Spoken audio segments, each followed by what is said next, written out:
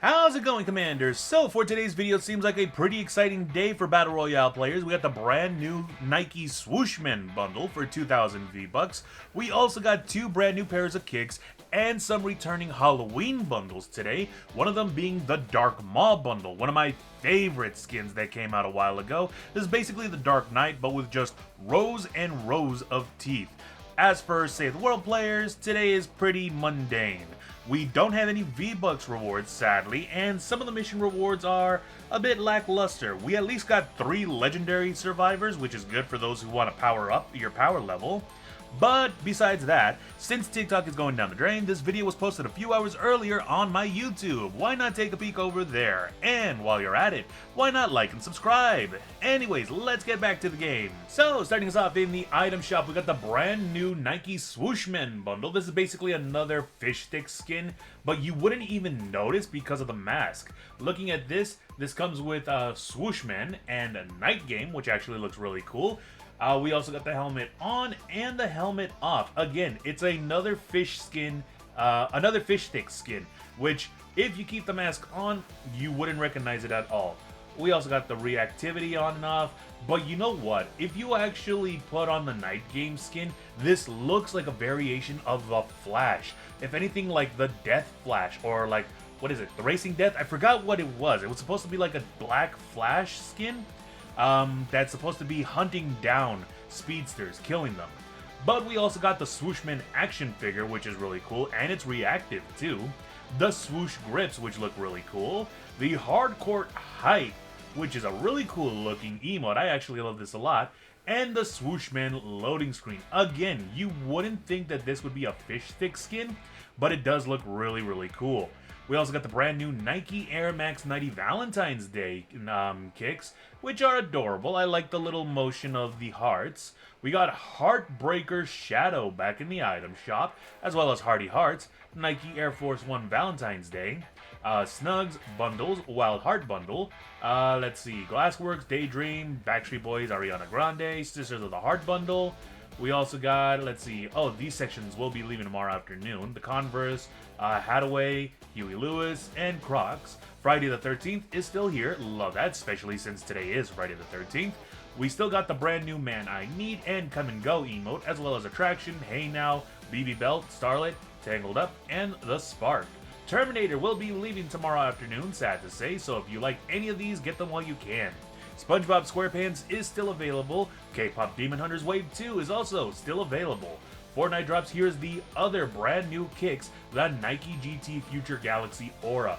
The animation on this thing looks really cool. I love the design. Everything about this looks really great. I just still don't like kicks. We got the Galaxy Grappler back, as well as the Galaxy Starblade, and the Vortexual Weapons Wrap. Let's see, Nike Zoom what is it called? Nike Zoom Vomero 5 Black and White are still here. Bogstick, Light Show, and Nightlight. By the way, these two are heroes in Save the World. If I remember correctly, they help you recycle bullets to where you actually don't use ammo, but you still do the damage. Tender Defender still here. Chicken, Doodle Doo, Teacup Cheap Pop. Spice is back with the Treat Sack, Trick Axe, and the Catling Gun emote. We also got my favorite, the Dark Maw bundle, back in the item shop. Comes with the Dark Maw, the Maw's Mimic, and the Maw Blade. Really funny because that is an overbite sword and that looks really, really goofy. If it didn't have the bottom jaw on this, then it would actually look somewhat cooler. But to me, this just looks like a scarier, darker body horror form of Goofy. Let's see. Molten Metal Mouth is back in the item shop. High Voltage is back. Catalina, Elite Zadie, Skeletara's back, Ocean Glow, Arcade Kid, Mercenary, Mansu, Vice, Circuit Breaker, Hot Stuff, Mime Time, Skull Ranger, Grinning Ghoul, Skull Sickle, Skull Trooper, so on and so forth. These skins have been here for a while. The Peeltergeists will be leaving tomorrow afternoon, as well as the other Peely skins. Jam Tracks, these are not the same. No, these are the same, actually. Nothing really new here. McLaren P1 is still here, Masamune is still here, Porsche 911 is still here. Vehicle accessories, we got some returning ones, like the Crooked Color Trail, the Blender Wheels, and the Sun Ray Boosts. Chappelle Rowan is still available, obviously. And by the looks of it, same special offers and bundles as before. Nothing really new there. Sad to say, no V-Bucks for today, but we do have some mission rewards available. Not really anything to write home about. The only thing available that, to me, is any viable is in a power level 70 Fight the Storm mission, the Freedom's Herald, and the Vindertech Blazer. The Vindertech Blazer, it's not really that good of an SMG. Didn't really get a buff like the other Vindertech weapons. The Freedom's Herald is also a good pistol to use, a weird pistol to use. It's a flare gun. And for those of you who have used the flare gun in Battle Royale, if you hit an enemy with it, it does quite a bit of damage. Same thing here in Save the World, actually. Does quite a bit of damage. It's a long time to reload, but you were able to deal a lot of damage to the husks. Let's see. Oh, not in dungeons. Over in Twine Peaks, we do have, in a power level 100, Evacuate the Shelter, the Wall Dynamo, and the Death Ray.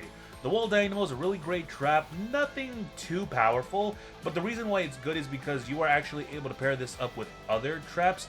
All you need to do is build a very low wall, place the Wall Dynamo on the side that the husks are going to be walking around, and if you place a, like, let's say a wall dart behind this one, both traps will activate simultaneously, doing some pretty good damage. The Death Ray, it's a mediocre assault rifle to use. Albeit though, it is stuck on energy, and you are able to use energy cells. But it's decent enough for those who are just starting out, Save the World, to be able to make some pretty good hits with it. Let's see. In a power level 108, Destroy the Encampment, we got a Legendary Survivor. We got two more, actually, which is over in a power level 124, Fight Category 3 Storm mission, right over here. And the other one in a power level 140, Resupply mission. So, as I mentioned before, these survivors are useful to power up your power level and gain access to the more difficult missions here. And lastly, for our mission rewards anyways, in a power level 116, where are you at? Oh, Eliminate and Collect. We got Hotfix Hazard. He is a constructor with the Commander perk Hotfix. Increases building repair speed by 30%. Honestly, really good. And if you read between the lines, this doesn't necessarily say you have to actually repair your builds. You can just leave the repairing to your base that you put down, and you can continue to just put traps all around the area.